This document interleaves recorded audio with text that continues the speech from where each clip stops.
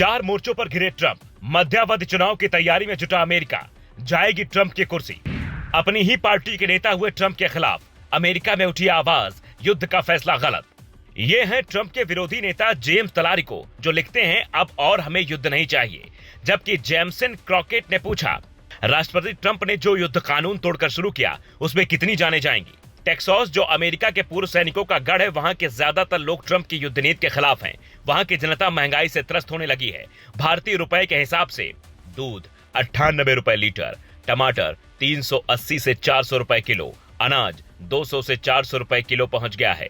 वहां के डॉलर के हिसाब से कम है। लेकिन बाइडेन राज में पहले बड़ी कीमतें ट्रंप राज में अब आसमान छूने लगी हैं। पेट्रोल डीजल भी अमेरिका में पहले से ही महंगा हो चुका है। युद्ध की वजह से वहां की अर्थव्यवस्था को न सिर्फ बड़ा झटका लगा है, बल्कि वहां की सरकार अब संसद में बजट बढ़ाने का प्रस्ताव पेश कर सकती है, जिसका सीधा सा मतलब है वो पैसा भी जनता का ही होगा। जिससे विपक्षी पार्टियों ने यह माहौल बनाना शुरू कर दिया है कि ट्रंप का राज अमेरिका के हित में नहीं है। ग्रेट अमेरिका अगेन का नारा देकर ये अमेरिकियों को बेवकूफ बना रहे हैं, क्योंकि अमेरिका में हर 2 साल पर मध्यावधि चुनाव का नियम है। नवंबर 2026 में वहां मध्यावधि चुनाव होंगे, जिसे लेकर तैयारियां जोरों पर हैं। जानकार कहते हैं, युद्ध अगर सितंबर तक चला तो ट्रंप की मुश्किलें बढ़ेंगी। उनकी पार्टी को इस मध्यावधि चुनाव में बड़ा झटका भी लग सकता है। खुद ट्रंप भी ये बात जानते हैं कि मध्यावधि चुनाव में हार का मतलब है कुर्सी पर खतरा मंडराना। बीते दिनों ट्रंप ने कहा था, अगर मेरी पार्टी ये चुनाव हारी तो मेरे खिलाफ महाभियोग का प्रस्ताव आ सकता है। अब तक 3 राष्ट्रपतियों के खिलाफ वहां से प्रस्ताव आ चुका है, जो राष्ट्रपति को पद से हटाने के लिए लाया जाता है। लेकिन 1868 में एंड्रयू जॉनसन, 1998 में बिल क्लिंटन और 2019-21 में ट्रंप की कुर्सी को कोई खतरा नहीं हुआ। तब उसकी वजह अलग थी। जब ट्रंप पिछली बार चुनाव हारे थे और कुर्सी न छोड़ने पर अड़े थे, तब 25वें संशोधन के डर से उन्हें कुर्सी छोड़नी पड़ी थी। क्या है अमेरिकी संविधान का 25वां संशोधन?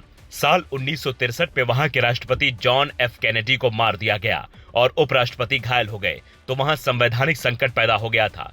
वहां के संविधान में इस बात का जिक्र नहीं था कि अब कौन सत्ता संभालेगा। नतीजा, 25वें संशोधन में 4 नए नियम जोड़े गए।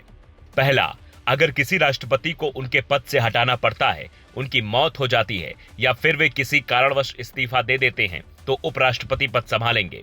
दूसरा, उपराष्ट्रपति का पद भी खाली होता है तो फिर उस स्थिति में राष्ट्रपति नए उपराष्ट्रपति को नामित करेगा।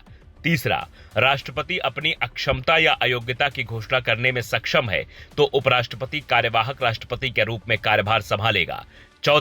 चौथा, कोई राष्ट्रपति सत्ता ट्रांसफर करने में असमर्थ हो, मानसिक या शारीरिक रूप से फिट ना हो, तो उसे पद से हटाया जा सकता है। जानकार कहते हैं कि ट्रंप के सामने इस साल बड़ी चुनौती आ सकती है। यही वजह है कि वो मुद्दों से ध्यान भटकाने के लिए कभी टैरिफ कार्ड खेल रहे, कभी ग्रीनलैंड पर दावा कर रहे, तो कभी अमेरिका को जंग में धकेल रहे हैं और तरह तरह की बयानबाजी करने में लगे हैं। और हद तो तब हो जाती है जब वहां की अदालत ही उन्हें टैरिफ पर फटकार लगा देती है। खुद बोर्ड ऑफ पीस का गठन करते हैं, पर खुद ही दुनिया की शांति भंग करने के जिम्मेदार ठहराए जाने लगते हैं।